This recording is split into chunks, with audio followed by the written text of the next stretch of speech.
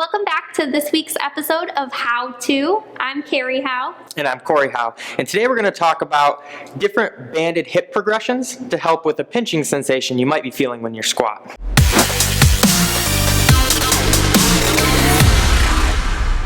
So a lot of times when people have that pinching, icky sensation when they're squatting, it's when their hip is in end range hip flexion, which means the leg is up into the torso like this.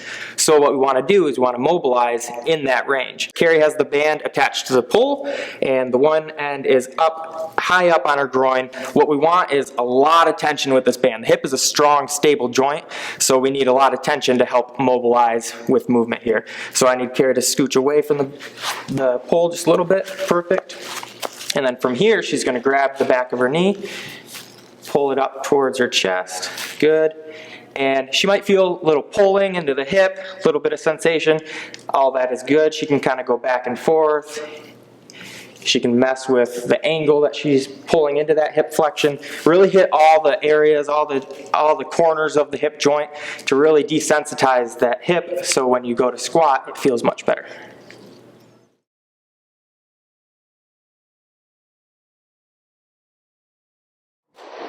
So our first progression was laying on Carrie's back, nice safe position, unloaded. Now we're going to start to reincorporate loading to the hip. So she's in a half kneeling position. The band is in that same kind of angle. Again, really trying to hit all the ranges of motion in her hip, getting the assistance from the band.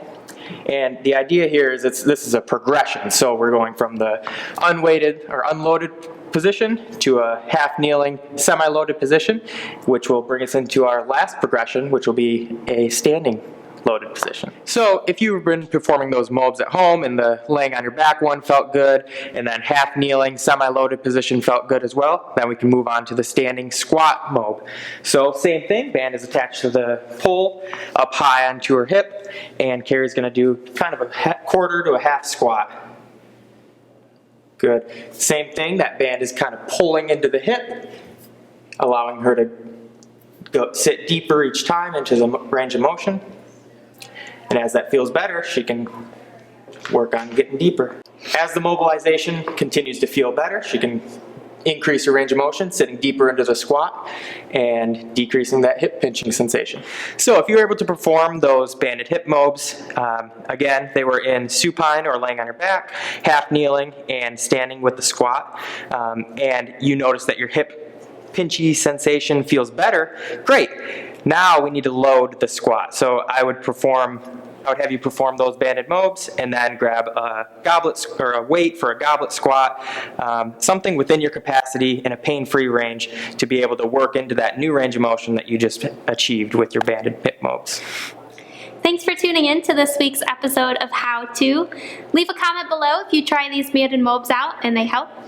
Follow us on Facebook, Instagram, and YouTube.